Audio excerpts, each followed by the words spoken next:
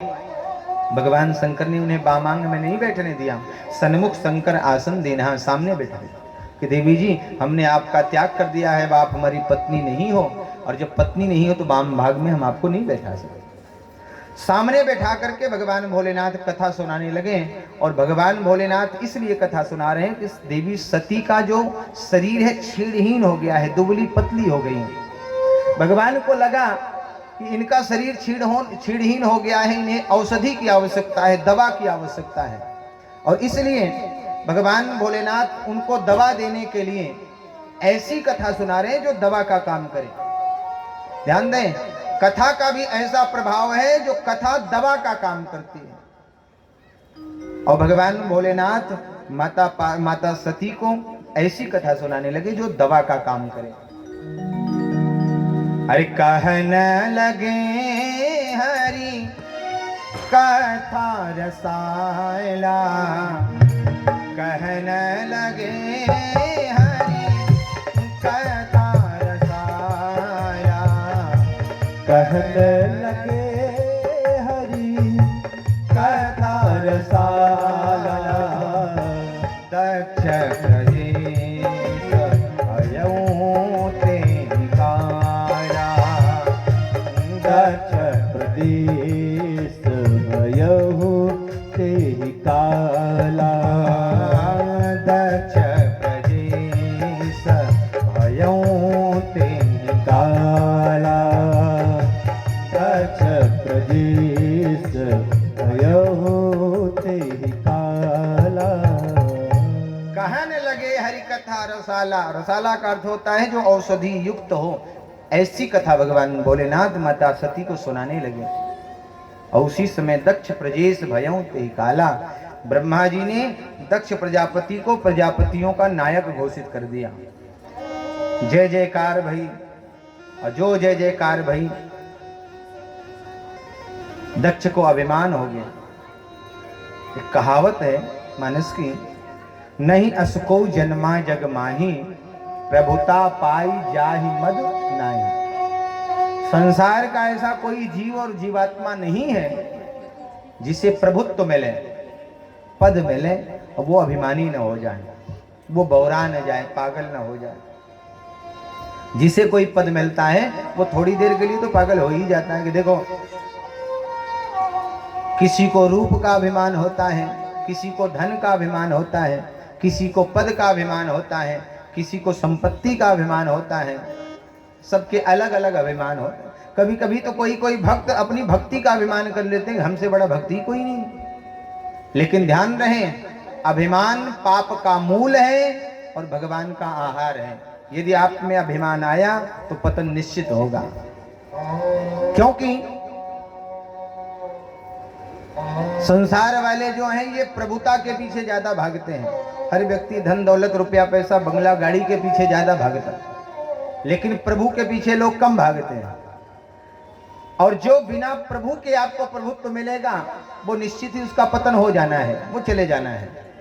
लेकिन जो प्रभु के साथ आपको पद मिलेगा वो शाश्वत होगा, कभी नष्ट होने वाला नहीं।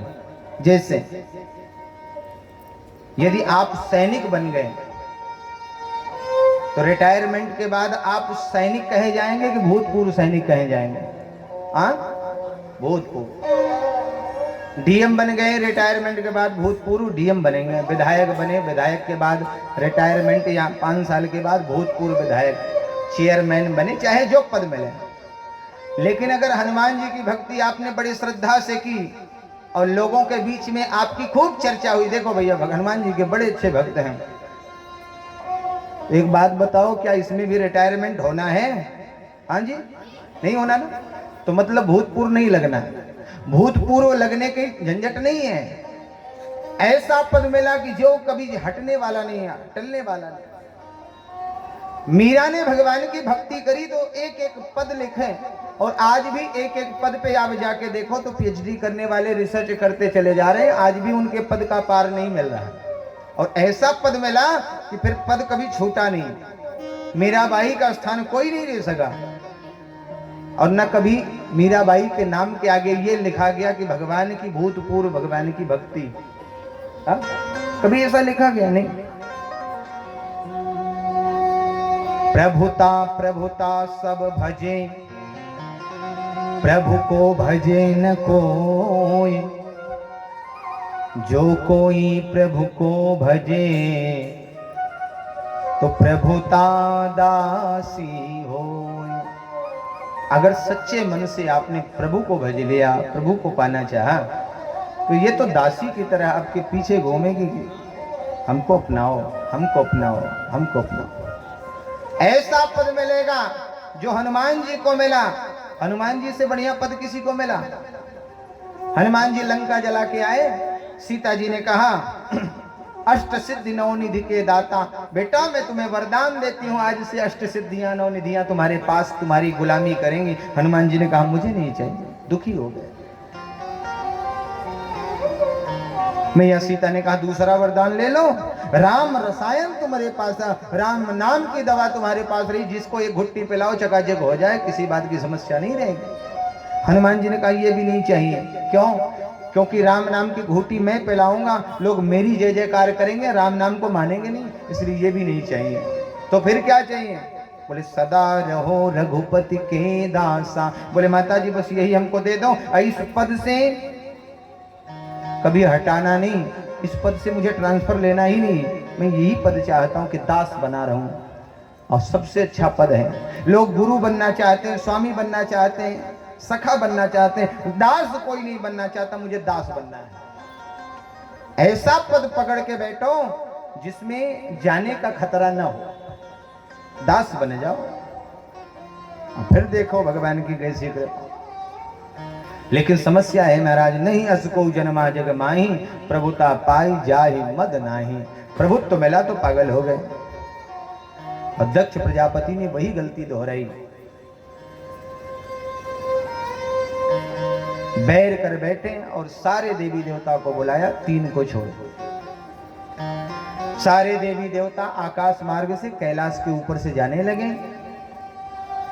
माता सती की निगाह पड़ गई, इशारे से पूछा कहां?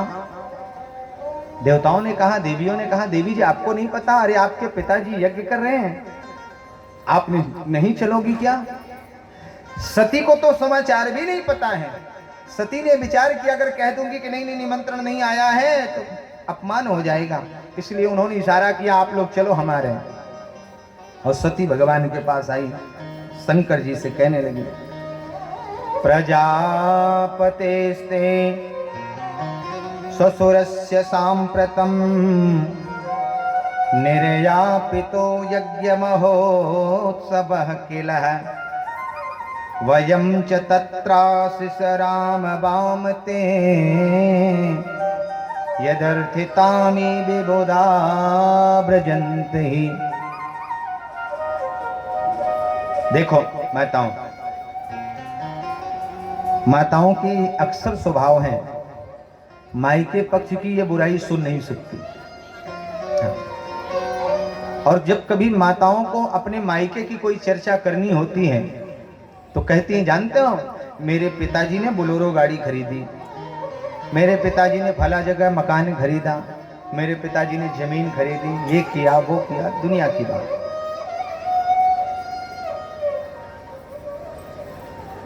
सती की भी यही आदत है कि जब भी अपने मायके की प्रशंसा करनी होती तो शंकर जी से ऐसे कहती कि मेरे पिता ने ये किया। लेकिन आज सती मैया भगवान शंकर के पास आई तो ये नहीं कहा कि मेरे पिताजी यज्ञ कर रहे हैं, बल्कि उन्होंने ये कहा कि आपके ससुर जी यज्ञ कर रहे हैं और आपको चलना चाहिए। क्यों? बोले इसलिए कि अगर ऐसा कहूंगी तो शंकर जी को अपनापन लगेगा कि हाँ मेरे ससुर जी यज्ञ कर रहे हैं तो चलेंगे, और नहीं तो नहीं जाएंगे। माताओं की बड़ी किस्मत होती है जो अच्छा पति मिल जाए, और कोई अड़भंगी मिल जाए तो सीता ही राम है। शंकर जी जैसा मिल जाए तो पूछो नहीं। सती को लगा कि अगर ये नहीं कहूंगी तो ये जाएंगे नहीं, इसलिए सती ने जाके कहा बाबा आपके ससुर जी यज्ञ कर रहे हैं, प्रजापतेस्ते ससुरस्य सांप्रतम, इस समय एक यज्ञ उन्होंने अनुष्ठान रख लिया है, यज्ञ करा रहे हैं, और उस यज्ञ में मैं चाहती हूं कि आप मुझे लेके चलें, मुझे यज्ञ में चलना है। शंकर जी ने कहा देवी जी आपने बहुत अच्छी बात कही, लेकिन देवी जी निमंत्रण नहीं आया है, और जब निमंत्रण नहीं आया है तो जाना उचित नहीं। सती ने कहा बाबा जरा आप पता करवाओ, हो सकता है डाकिया ने चिट्ठी पहुंचाई ही ना हो, चिट्ठी आई हो हम तक न पहुंच पाई हो, पता करो। शंकर जी ने कहा देवी जी चिट्ठी नहीं आई है, कोई निमंत्रण कार्ड नहीं आया है, इसलिए जाना उचित नहीं। सती ने कहा अपने रुद्रगणों से पूछिए, हो सकता है निमंत्रण आया हो, आपको बताया न गया हो, क्योंकि आपने 87,000 वर्ष तक समाधि धारण किए रखा था, आपको बताया न गया हो। शंकर जी ने कहा देवी जी आपके पिताजी हमको निमंत्रण भेज ही नहीं सकते। बोले बाबा ऐसा आप कैसे कह सकते हैं बड़े विश्वास से? बोले इसलिए कि देवी जी मेरे माध्यम से आपके पिता का अनजाने में अपमान हो गया था, और उसी अपमान का बदला लेने के लिए उन्होंने इस यज्ञ का आयोजन किया है। सारे देवी देवता बुलाए गए हैं लेकिन हमारा कोई निमंत्रण नहीं आया है, इसलिए अब जाना ठीक नहीं, बिना निमंत्रण के जाना उचित नहीं, इसलिए जाने का विचार बिल्कुल त्याग ही दो। सती ने कहा बाबा अगर ऐसी बात है तो आप मुझे जाने दो, मैं जाऊंगी, अपने पिता को बहुत फटकारूंगी, डांट लगाऊंगी और उनसे कहूंगी कि वो आकर के आपसे क्षमा मांगे, और क्षमा मांग करके आपको आदर सहित लेके चले, आप मुझे जाने दीजिए। शंकर जी ने कहा देवी जी आपकी बात बिल्कुल सही है, आप कहती हो तो बिल्कुल आपको जाना चाहिए, लेकिन देवी जी ये समय ठीक नहीं है और बिना निमंत्रण के जाना उचित नहीं है, इसलिए जाने का विचार तो बिल्कुल निकाल ही दो। शंकर जी ने बहुत समझाया लेकिन सती ने हट कर लिया। बाबा आपको पता है जब से मेरा विवाह हुआ है तब से आज तक मैं अपनी बहनों से मिल नहीं पाई, अपने बहनोइयों से नहीं मिल पाई, अपने पिता माता भाई बहनों से नहीं मिल पाई। यदि आप जाने देते तो मैं सबसे भेंट मुलाकात करके चली आती। शंकर जी ने कहा देवी जी आपकी बात बिल्कुल सही है अपनी जगह पर, लेकिन देवी जी बिना निमंत्रण जाना ठीक नहीं, इसलिए जाने का विचार तो छोड़िए। सती ने दलील दे दिया बाबा शास्त्र कहते हैं कि 4 जगह बिना बुलाए जाना चाहिए। बहुत ध्यान से सुनना माताओं, ये बहुत जरूरी कथा है। पीछे वाले जितने बैठे हैं या जहां तक आवाज जा रही है आप सब विशेष सुनना। 4 जगह बिना बुलाए जाना चाहिए। कहां कहां? बोले पिता के यहां, वो चाहे बिटिया हो अथवा बेटा हो, यदि पिता के यहां कभी जाए तो निमंत्रण पिताजी ने दिया हो अथवा न दिया हो, पिता के यहाँ कोई विवाह शादी हो, यज्ञ हो, अनुष्ठान हो, पूजा हो, पाठ हो, उत्सव हो, भागवत कथा हो, यज्ञ अनुष्ठान पूजा रामायण हो, यदि पिताजी ने निमंत्रण नहीं दिया है अथवा किसी कारण से भूल भी गए हैं और आपको सूचना मिल गई है तो भले ही पिताजी ने नहीं बुलाया है आपको जाना चाहिए। कोई दोष नहीं, कोई पाप नहीं, कोई अपराध नहीं, कोई गलती नहीं। दूसरे गुरु के यहां कितने लोगों ने गुरु बनाया है? अच्छा 3-4 माताएं गुरु बनाया। अच्छा कभी गुरु के यहां जाओ तो गुरु के यहां अगर हो सकता है किसी कारण बस व्यस्तता बस गुरु जी ने आपको निमंत्रण न भेजा हो, आपको सूचना न भई हो, कोई यज्ञ अनुष्ठान पूजा पाठ कुछ चल रहा हो उनके यहाँ, आपको सूचना मिले, विवाह शादी हो, उनकी कन्या का विवाह हो, आपको न बुलाया हो, आपको सूचना मिले तो बिना सूचना के भी, बिना निमंत्रण के भी गुरु के यहाँ जाना चाहिए। कोई अपराध नहीं, कोई दोष नहीं, कोई पाप नहीं।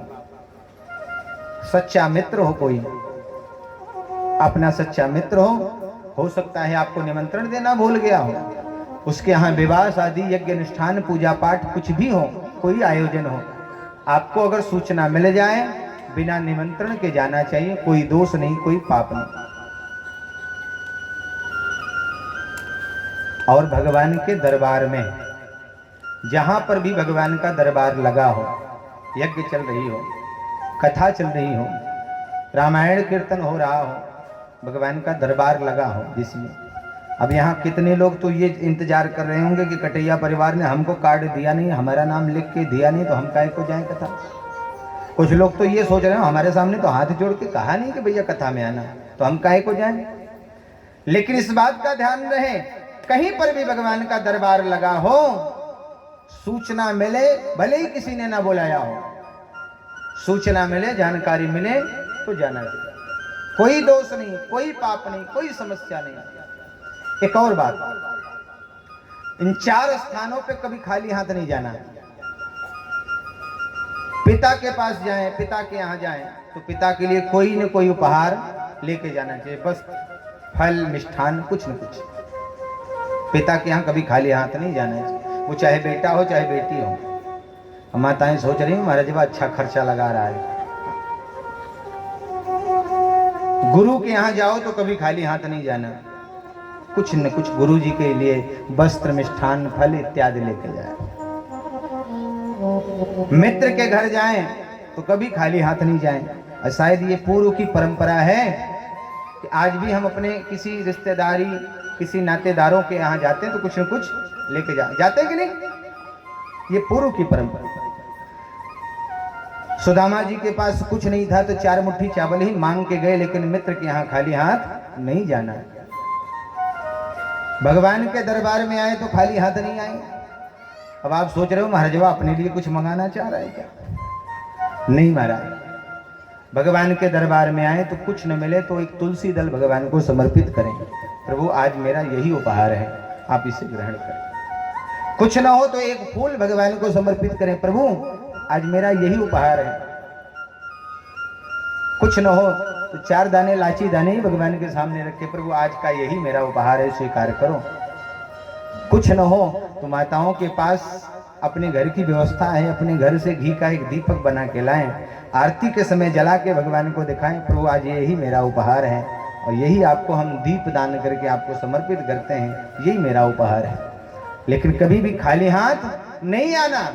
4 जगह ये खाली हाथ जाने नहीं चाहिए। भगवान के दरबार में जाएं, कुछ भी ना मिले तो तुलसी दल ही भगवान को समर्पित करके कहें प्रभु यही मेरा उपहार है, और भगवान के पास तक जरूर पहुंचे, प्रणाम करें। ये 4 स्थान बताएं कि 4 स्थान बिना बुलाए जाना चाहिए। शंकर जी ने कहा देवी जी आपकी बात बिल्कुल सत्य है कि 4 स्थान बिना बुलाए जाना चाहिए, लेकिन शास्त्र ये भी कहते हैं अगर वहां कोई अपना बैरी बैठा हो, शत्रु बैठा हो और उससे अपमान होने का डर हो तो नहीं जाना चाहिए। मानस जी में इसका प्रमाण बहुत सुंदर आया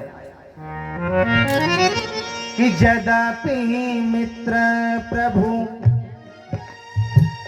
पितु गुरु गेहा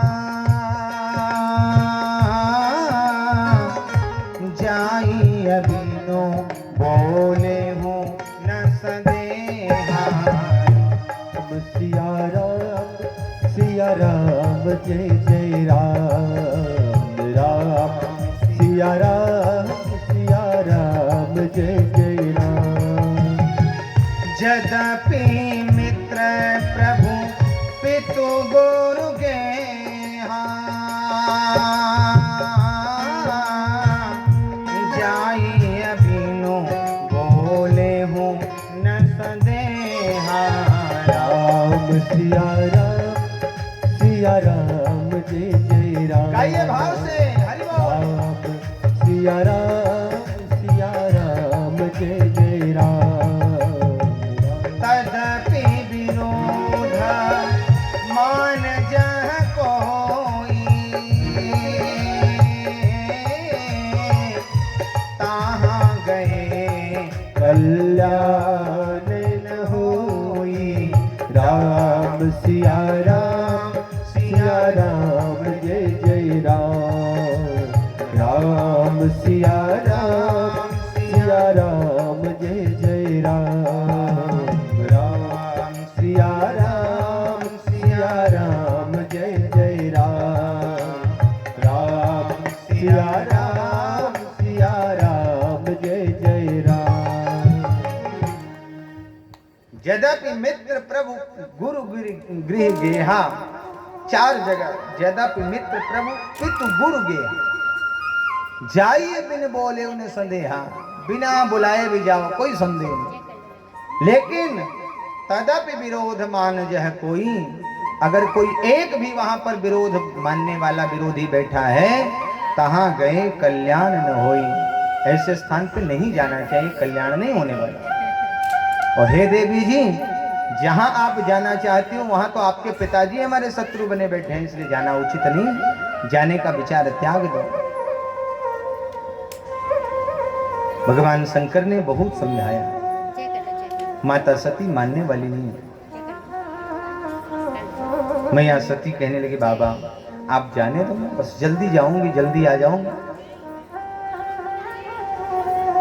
शंकर जी समझाते समझाते थक गए, और जब मैया सती मानने को तैयार नहीं तो बाबा ने कहा, बाबा देवी जी अब आपको जो ठीक लगे करो, हम तो ध्यान में जा रहे हैं। और आंखें बंद कर। सती कुछ दूर गई, घर से निकल गई, लेकिन विचार आया बाबा को दुखी करके जाना ठीक नहीं, बाबा को कष्ट होगा। लौट के फिर कुछ दूर गई, फिर लौट के आई। ऐसे 2-3 बार किया। अब की बार बहुत देर दूर चली गई। शंकर जी समझ गए ये लौटने वाली नहीं। आंखें खोली और देखा कि सती दूर निकल गई हैं। इसलिए शंकर बाबा ने अपने 2 रुद्रगण सती के पीछे भेजे कि कहीं सती पर कलंक न लगे, कोई इन्हें अपशब्द न कहे। इसलिए भगवान ने 2 अपने रुद्रगण भेजे कि इनको लेके जाओ, यज्ञ का दर्शन करा के वापस लेके आना।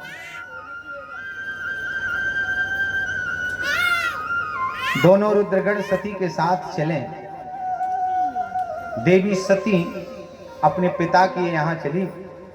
इधर दक्ष प्रजापति ने अपने समस्त परिकरों से कह रखा है कि देखो शंकर तो अभिमानी है, नहीं आएगा, लेकिन सती जरूर आएगी, और जो भी सती का सम्मान करेगा वो दंड का प्रतिभागी बनेगा, इसलिए कोई सती का सम्मान ना करे।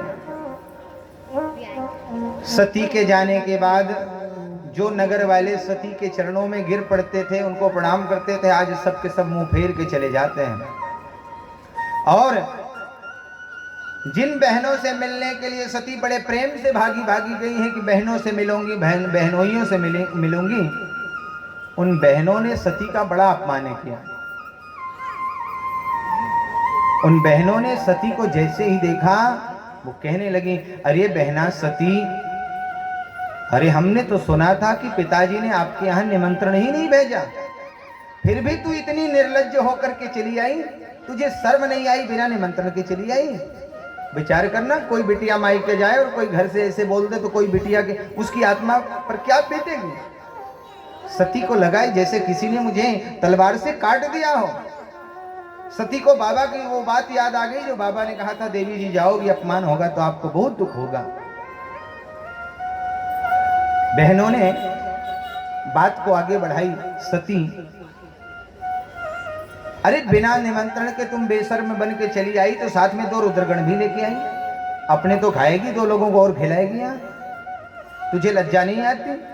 अच्छा ये बता, वो तेरे पति कहाँ गए जिनके पास पहनने को कपड़े नहीं तो दिगंबर व्याली बने रहते हैं? वो तेरे पति कहाँ हैं जिनके पास श्रृंगारिक वस्तुएं नहीं तो राखी लगा लेते हैं? वो कहाँ हैं जिनके पास सोने चांदी के गहने पहनने को नहीं तो ये मुंडों की माला पहन लेते हैं, वो रुद्राक्ष की माला पहन लेते हैं? जिनके पास चलने के लिए विमान नहीं तो बैल पे ही बैठ जाते हैं। सती उनकी बातें सुन सुन करके जैसे जहर का घूंट कोई पिए, इस प्रकार से पिए जा रहे हैं।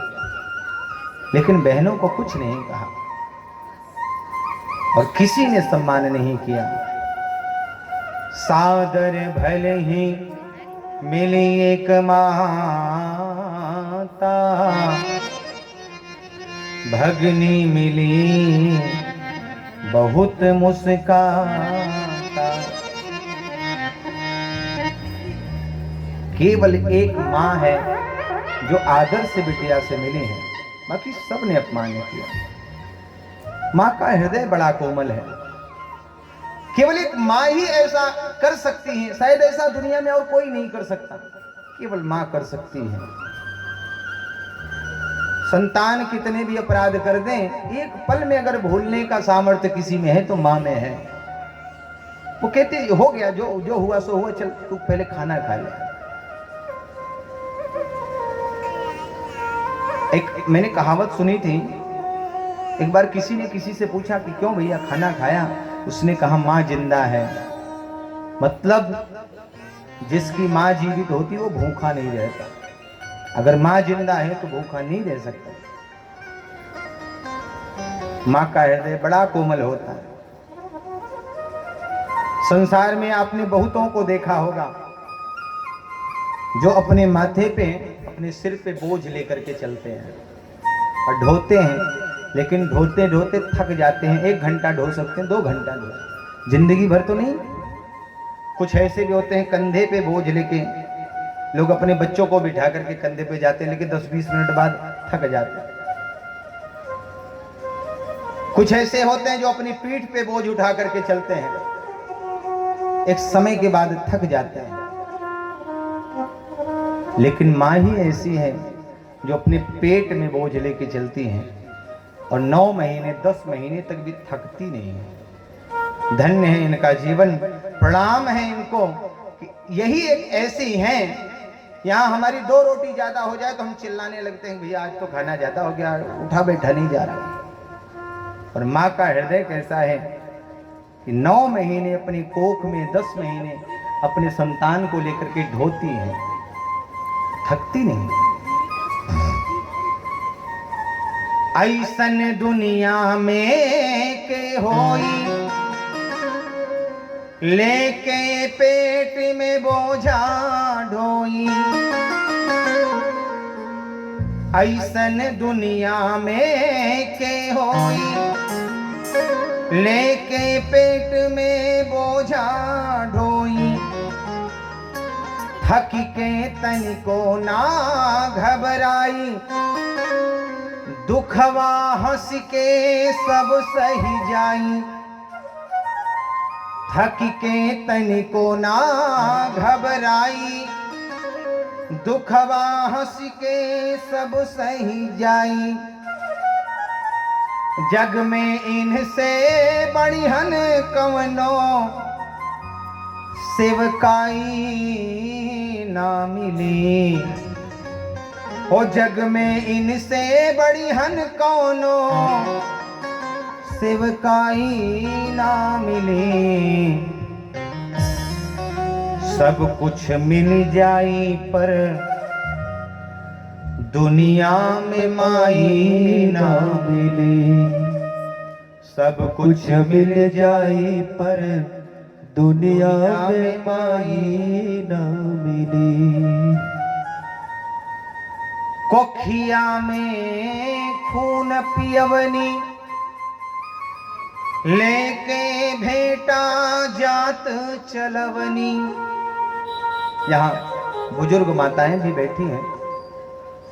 मुझे तो नहीं पता, मेरी बहुत ज्यादा उम्र नहीं कि मुझे वो पूर्व जमाने की बात याद हो या पता हो, समझ हो, लेकिन मैंने बुजुर्गों से सुना है कि पहले की माताएं जब उनके गर्भ में बच्चे होते थे, उनके जन्म के अंतिम समय तक 9 महीने 8 महीने 9 महीने तक वो माताएं आराम नहीं करती।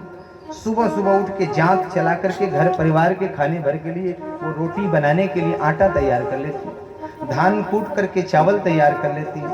पहले अन्न होते सावा कोदो आदि, वो बड़े मोटे, उनको कई बार कूटना पड़ता। और इतनी मेहनत करके हम लोग जितने बजे सो के उठते हैं उतने बजे के पहले उनकी तैयारी इतनी हो जाती और तब जाके वो स्नान इत्यादि करती, स्नान ध्यान पूजन करती। और आज की दशा है महाराज कि 2 महीने का गर्भ आया नहीं कि माताएं आज कहने लगती हैं कि सुनो हमको डॉक्टर ने अब बेड रेस्ट कह दिया है, अब हमसे काम मत कराना, 2 महीने में ही आपको बेड रेस्ट। तो बेड रेस्ट में करती क्या है माताएं? धारावाहिक देखती हैं। ये नागिन है, नगीना है, फलाना है, ढिमका है, ये दिया है, सलाई है, आजकल यही धारावाहिक चल रहा है।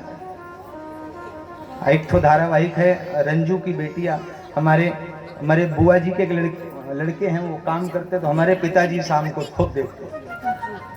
हम तो आज तक नहीं पहुंच पाए, लेकिन बड़ा मशहूर धारावाहिक रंजू की बेटियां। तो माताएं दिन भर नागिन नगीना देखती हैं और 2 महीने का बच्चा है पेट में, 2 से 3 होगा, 3 से 4 होगा, फिर 9 महीने और 3 महीने का गर्भ परिपक्व गर्भ माना जाता है। उसमें समझ आ जाती है कि हमारे माता पिता क्या कर रहे हैं। 3 महीने का गर्भ पूर्ण परिपक्व होता है। आप बाहर जैसा व्यवहार करोगे गर्भ पूरा सीखेगा। और परिणाम, अब 5 साल का बेटा नहीं हुआ तो आप पंडितों के पीछे भागने लगे, महाराज ये हमार लड़की बहुत डांस वांस करत, बड़ी बदमाशी करत, लेकिन पढ़त ना है। अच्छा तो बताओ 5 साल में डीएम बन जाए? हाँ, अब 5 साल में डीएम बने कि न बने, जब आपने नागिन नगीना देखा है तो नागिन डांस तो करेगा। आप ये अपेक्षा मत करो कि वो बन जाएगा। जैसा व्यवहार आपने किया है उसके वर्तमान गर्भ में, वैसी प्रतिक्रिया उसकी आने। यहां बैठी बुजुर्ग माताएं, आप पूछो कि ये चीजें होती थी कि नहीं पूर्व में? वो जात चलाती, धान कूटती, आटा पीसती। आज 2 महीने का गर्भ आया तो कहते हमको बेड रेस्ट करना, और 10 महीने बिस्तर पे पड़े पड़े नागिन देखा तो बेटा पैदा हुआ, वो लगा नागिन डांस करने। गड़बड़ी तो हो जाएगी महाराज। कहते जैसा खाओगे अन्न वैसा रहेगा मन, जैसा पियोगे पानी वैसे रहेगी वाणी, जैसा व्यवहार करोगे वैसे संस्कार आ जाएंगे। कोखिया में खून पियवनी, लेके भेटा जात चलवनी, ठिठुर के जाड़ा सगरी बितवनी, लेके छाती से चिपकवली। बच्चा हो भी जाए ना ठंडी के दिनों, माताएं एक हाथ से बच्चे को पकड़ती, एक हाथ से चूल्हा वो पोछा लगा देती। आज तो चाहिए कि पहले बच्चे को एक संभालने वाला हो तब तो घर का काम करे, नहीं करेंगे, खाओ बनाओ बनाओ। लेके छाती से चिपकवली, ठिठुर के जाड़ा सगरी बितवली, अरे इनके गोदिया से नीमन, नीमन माने मजबूत, अरे इनके गोदिया से नीमन रजाई ना मिले, रजाई ना मिले, सब कुछ मिल जाए पर दुनिया में माई ना मिली। सब कुछ मिल जाई पर दुनिया में माई ना मिली। अपने भैया के जन्मवली, पीड़ा सगरी दर्द उठवली, अपने ललना के जन्मवली, पीड़ा सगरी दर्द उठवली, लमहर कैली पोस सयान, छिपा के आपन सब अरमान। आपको बनवाने हैं गहने, इच्छा है कि गहने बन जाएं। अब बेटे की पढ़ाई के लिए पैसे चाहिए तो गहना भी बेचना पड़ा। सारे अरमान दबा करके आपने बच्चे को पढ़ाया लिखाया। अब बच्चा जब बड़ा हुआ, शादी होने के बाद कहने लगा हमारी बीवी की इच्छा है बाहर रहने की, और पत्नी को लेके निकल गया। आपने तो उसके लिए अपने सारे अरमान घोट दिए, और उसने क्या किया, बदले में पत्नी के साथ खुद निकल गया। माता पिता को छोड़ दिया, जाओ जैसे हो पड़ेगा। लमहर कैली पोस सयान, छिपा के आपन सब अरमान, ऐसन करे वाला दूसर भलाई ना मिली। केवल माँ ही ऐसी भलाई कर सकती है।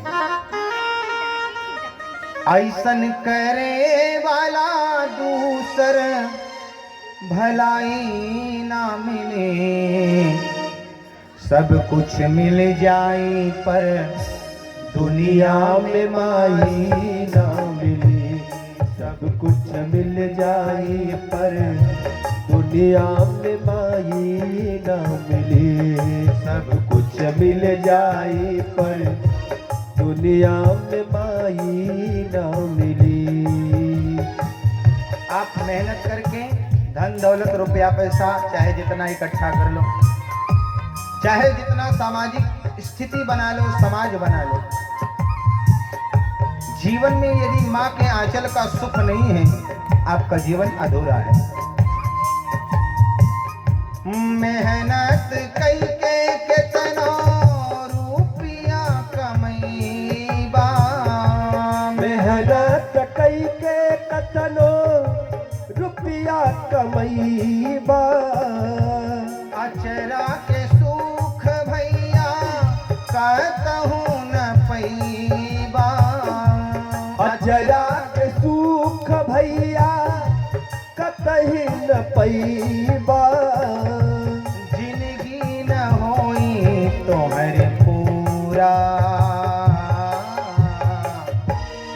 माई बिना जिंदगी अधूरा ए भैया, माई बिना जिंदगी अधूरा ललना, माई बिना जिंदगी अधूरा।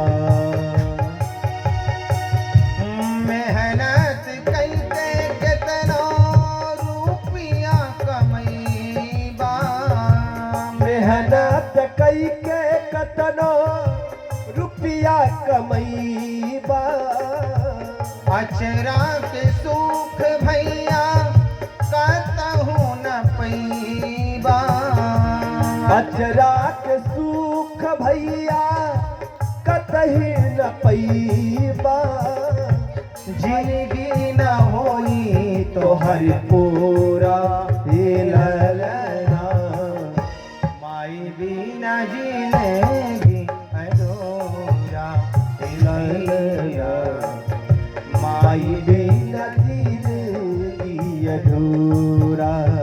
भैया, माई बिना जिंदगी की अधूरा, माई के दूधवा जैसन कौनो मिठाई ना मिले, माई के दूधवा जैसन कौनो मिठाई ना मिले, सब कुछ मिल जाई पर दुनिया में माए ना मिली, सब कुछ मिल जाई पर दुनिया में माई न मिली, सब कुछ मिल जाई पर दुनिया में माई न मिली, सब कुछ मिल जाई पर दुनिया में माई न मिली। सादर भल ही मिली एक माता, भगनी मिली बहुत मुस्काता। आदर से अगर कोई मिला तो केवल माँ मिली, बाकी तो जितने मिले बहनों ने बहुत परिहास उड़ाया, बहुत मजाक किया है देवी सती के साथ। अरे सती, तू बिना निमंत्रण के चली आई, बिना बुलावे के चली आई, तुझे लज्जा नहीं है? माता प्रसूति ने देवी सती का सम्मान किया, बेटी चलो रनिवास में, थोड़े जल जलपान कर लो, थोड़े आराम कर लो, थक गई हो। मैया सती ने कहा, मां मैं यज्ञ के दर्शन के लिए आई हूं, पहले यज्ञ दर्शन करूंगी। और लाख मना करने के बाद देवी सती हट कर बैठी और यज्ञ कुंड की ओर गई, यज्ञ पंडाल की ओर गई। यज्ञ मंडप में प्रवेश किया तो देखा कि यज्ञशाला में सारे देवी देवताओं के स्थान दिए गए हैं, सबके आवाहन हुए हैं, सबके लिए भाग लगे हैं। यहाँ आपके यहाँ जो नीचे यज्ञशाला है, मैंने तो देखा कि पंडित जी लोगों ने सब परिचय लिखा है, कहाँ कौन से देवता हैं, कहीं चतुष्षष्ठी योगिनी है, कहीं सर्वतोभद्र है, कहीं रुद्र कलश। बड़ा अच्छा परिचय भी दिया है और ये आवश्यक भी है। जिन्हें नहीं पता है, नहीं जानकारी, तो पंडित जी लोगों से पूछना चाहिए कि महाराज जरा देवताओं के परिचय कराइए, इससे कम से कम हम अपने देवी देवताओं के बारे में जानेंगे तो सही। हमारे इष्ट कौन है, आराध्य कौन है, कौन देवता की पूजा करने से हमको क्या फल मिलता है, क्या लाभ मिलता है, क्या परिणाम मिलता है, ये जानना चाहिए। तो यज्ञशाला में मैया ने प्रवेश किया और चारों ओर देखा कि सारे देवी देवताओं के स्थान बने हैं, सबके लिए भाग लगे हैं, देवताओं के आवाहन हुए हैं, लेकिन कहीं किसी कोने में, किसी स्थान में नहीं देखा कि शंकर जी का भी कोई भाग लगा हो, आवाहन हुआ। कहीं नहीं। सती मैया को ये बहुत बुरा लगा। अरुद्र भागम तव वेक्ष चाध्वरम पित्रा च देवे कृत हेलनम विभौ अनादृता यज्ञ सदस्यधीश्वरी चुकोपलोक निवधक्षते रुषा। देखा कहीं किसी कोने में भगवान भोलेनाथ का भाग नहीं। मैया सती को बड़ा क्रोध आया, बहुत दुख हुआ। महारानी मैया सती ने वहां जितने आए सभासद देवी देवता ऋषि मुनि महात्मा हैं उन सबको देखा, अपनी ओर आकर्षित करके संबोधित किया। सुनो महात्माओं, यहाँ पर आए हुए जितने सभासद हैं मेरी बात को ध्यान से सुने। अब सारे लोग आश्चर्य में पड़ गए, देवी सती क्या कहना चाहती है। बोले सुनो, शास्त्र कहते हैं कि जहां पर संत महात्माओं का और ब्रह्मा विष्णु शंकर का कोई अपमान करता हो तो उस अपमान करने वाले की या तो जिह्वा काट लेनी चाहिए, और यदि अपना बस न चले तो कान बंद करके उस स्थान का त्याग करके चला जाना चाहिए। और यहाँ पर भगवान भोलेनाथ का अपमान हो रहा है। सारे देवता सब, आप सब सारे सभासद बड़े प्रेम से देख रहे हैं। किसी ने भी भगवान भोलेनाथ के अपमान का विरोध नहीं किया। आप सब ने अपराध किया है, आप सबको दंडित होना पड़ेगा और आप सबको इसका दंड मिलेगा। देवता सोचने लगे क्या दंड मिलेगा। सती मैया ने अब अपने पिता की ओर रुक करके कहा, पिता मेरा दुर्भाग्य है कि मेरा यह शरीर तुम्हारे जैसे अपराधी, तुम्हारे जैसे शिवद्रोही के अंश से मेरा शरीर प्रकट हुआ है, पैदा हुआ है। ये मेरा दुर्भाग्य है, एक शिवद्रोही से मेरा यह शरीर उत्पन्न हुआ है। हे पिता, आपने भगवान भोलेनाथ का अपमान किया है, इसका दंड आपको जरूर मिलेगा और आपको इसका फल चखना पड़ेगा।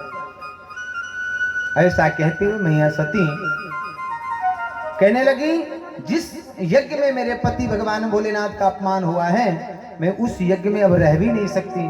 और मैंने भगवान भोलेनाथ के लाख मना करने के बाद भी इस यज्ञ में आकर के एक शिवद्रोही के क्षेत्र में आकर के अपने शरीर को अपवित्र कर लिया है। इसलिए अब भगवान शंकर के चरणों में यह शरीर समर्पित करने लायक भी नहीं रहा, इसलिए इस शरीर को तो अब मैं नष्ट ही कर दूंगी। दक्ष ने कहा, क्या करेगी? सती मैया ने कहा, सुनो मैं क्या करने का। और मैया सती सारे सभासदों को और अपने पिता को संबोधित करते हुए कहती हैं, सुनहु सभासद सकल मुनिंदा, सुनहु सभासद सकल मुनिंदा, कही सुनी जिन्ह शंकर निंदा, कही सुनी जिन्ह शंकर निंदा, सो फल तुरत लहब सब काहू, सो फल तुरत लहब सब काहू, आंभली भांति पछी ताब पिता हो, भली भांति पछ ताब पिता हो, तजिहाऊ तुरत देहते है तो, तजिहाऊ तुरत देहते है तो, उर्धर चंद्र मौलि वृष के तो, उर्धर चंद्र मौलि वृष के तो, अस कहीं जोग, अस कहीं जोग अगिन तनु जारा, भयउ सकल मकहा आकारा, भयउ सकल मकहा हाहाकारा, भयउ सकल मकहा हाहाकारा, भयउ सकल मकहा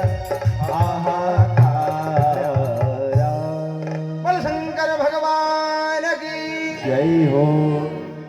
मैया सती ने सभी देवताओं के बीच में उस सभासदों के बीच में पालथी लगा करके बैठ गई। भयंकर क्रोध है और भयंकर वेदना के साथ में यहाँ पालथी लगा करके बैठी। अपने नाभि चक्र को ब्रह्मरंध्र से जोड़ करके जो भगवान का ध्यान लगाया तो देखते ही देखते मैया सती के बाएं पैर के अंगूठे से अग्नि प्रकट हो गई और देखते ही देखते उनका शरीर जलने लगा धू धू करके। जैसे ही देवताओं ने देखा तो हाहाकार मच गया कि सती ने तो अपने शरीर का आत्मदाह कर लिया। जो रुद्रगण आए हैं दौड़ पड़े हैं बचाने के लिए, मैया ने उन्हें रोक दिया है। रुद्रगणों को बड़ा क्रोध आया और यज्ञ को भस्म करने का प्रयास किया, यज्ञ को नष्ट करना चाहा। तो भृगु महात्मा ने कृत्या उत्पन्न करके दोनों रुद्रगणों को मार मार के भगा दिया। सती का देहांत हुआ और रुद्रगण रोते बिलखते भगवान शंकर के पास गए, जाकर के समाचार सुनाया। और समाचार सुनकर के शंकर जी ने जैसे ही सुना कि सती शरीर का त्याग करके परलोकवासी हो गई, भगवान शंकर को भयंकर क्रोध आया। अपनी जटाओं को उखाड़ के जमीन पे पटक दिया है और जैसे भगवान शंकर ने जमीन पे जो जटा पटक दी है, वीरभद्र प्रकट हो गए हैं भयंकर आकृति धारण करके। बोल वीरभद्र भगवान की हारा